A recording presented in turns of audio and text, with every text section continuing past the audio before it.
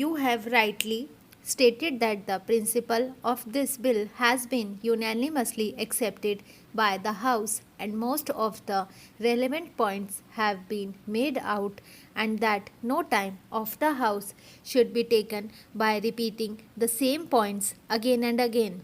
One of the points on which I want to lay stress and which is being disputed again and again by the Treasury benches is the question of cottage industries.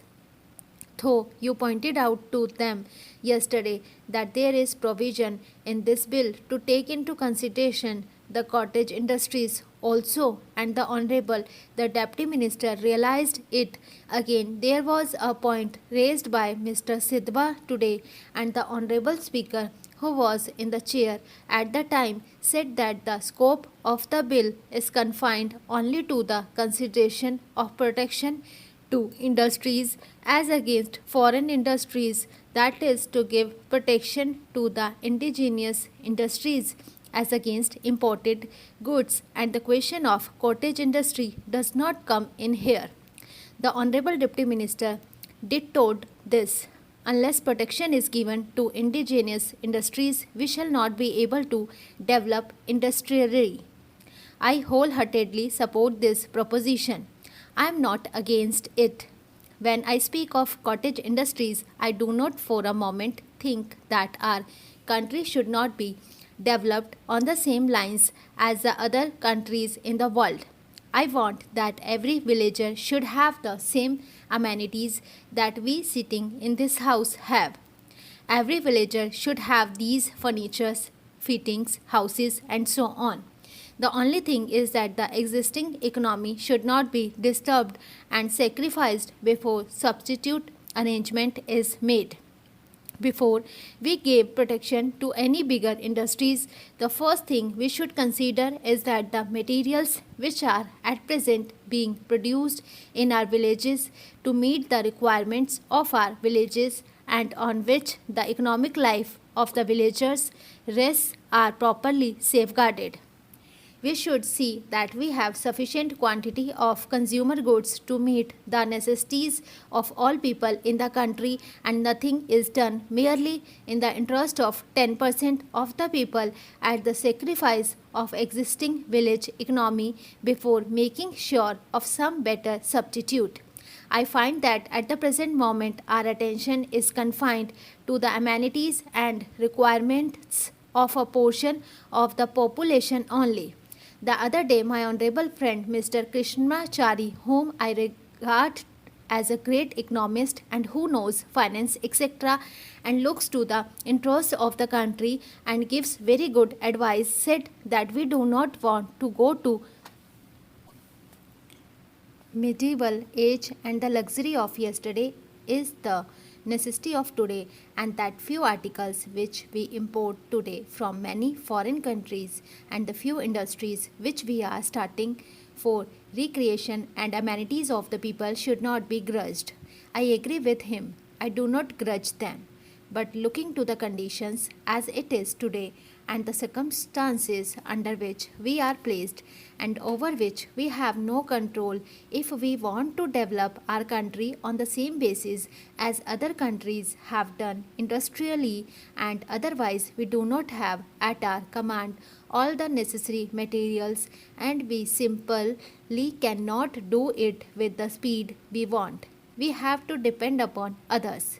So, at least during the transitional period, it may be that the necessities of yesterday may have to be regarded as the luxuries of today, and for some time have to take to austerity to be squarely disturbed. I welcomed this bill most heartily when I went through it, but when the Deputy Minister was speaking, he probably overlooked or gave scant attention to one point.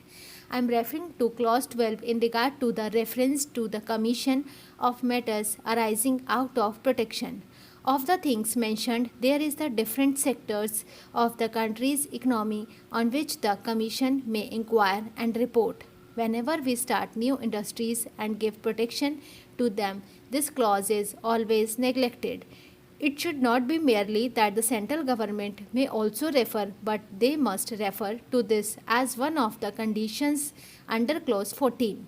When the Fiscal Commission recommends that this tariff commission should take so many points into consideration, the different sectors of the country's economy must be one of the points that must be taken into consideration.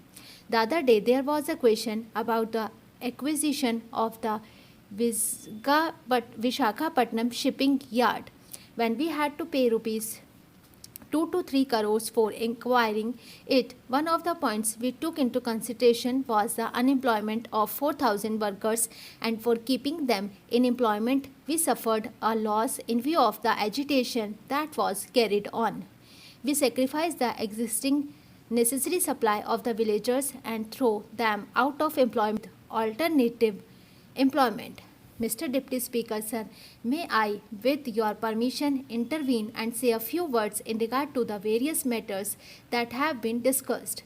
My colleague, the Finance Minister, who is in charge of this particular budget, will no doubt deal with the specific matters that have been raised in the course of this debate. I need hardly remind the House of the fact that although this budget is the individual responsibility of the finance minister, it is also the responsibility of the entire government, and as Prime Minister, I am entirely responsible for it as well as any other members of the government. This budget was placed before the House after the usual consideration by the government, and the latter is completely committed to it. That does not mean that we were not willing to consider any new proposals. We certainly are, so long as the basic structure of the budget is not affected. My friend, the Honorable Professor Shah, pointed out various difficulties in the way of a debate here and in the way of consideration of the budget proposals. He pointed out how little could be done in the allotted time. I am in complete agreement with him in this matter. If there are any practical proposals which would enable us to give more time for the consideration of these problems, either formally or informally, I am quite sure that the Finance Minister will gladly consider them. The real difficulty is, however, more basic, and it is this. The kind of problems which the government has to face now is so vast and intricate that it is impossible for any democratic parliamentary assembly to give enough time for its consideration. It is just a question of time. This is not a new difficulty. I remember that long debates on this subject took place in a country like the United Kingdom, where they found that they could not get along with what is really the 19th century procedure in this 20th century of continuous crisis, social problems, and international problems. So, even parliamentary procedure in the United Kingdom has gradually changed, and many matters are left more to the committees than to the House itself. Usually, a principle is decided by the House, and its working out is left to committees. The House cannot find time to consider everything. That is a difficulty inherent in the situation. If we can find a remedy for it, it will not only be good for us, but maybe we will be setting an example for other democratically inclined countries who are seeking such remedies.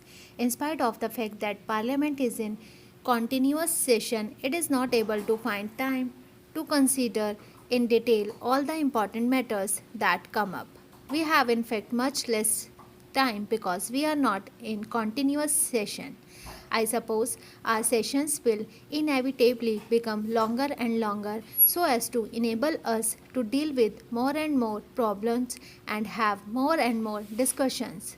Anyway, I have stated what the difficulty is at present, though I am in sympathy with what Professor Shah said. I have no easy remedy for that difficulty except to by that we are perfectly prepared to consider, together with the honorable members of the House, any ideas or suggestions about how to give greater facilities for more intensive discussion of any great problem.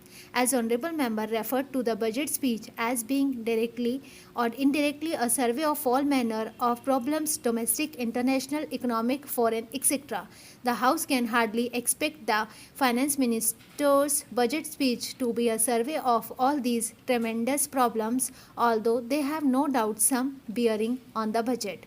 The word is becoming far too intricate and difficult for us to be able to keep the full picture in view always.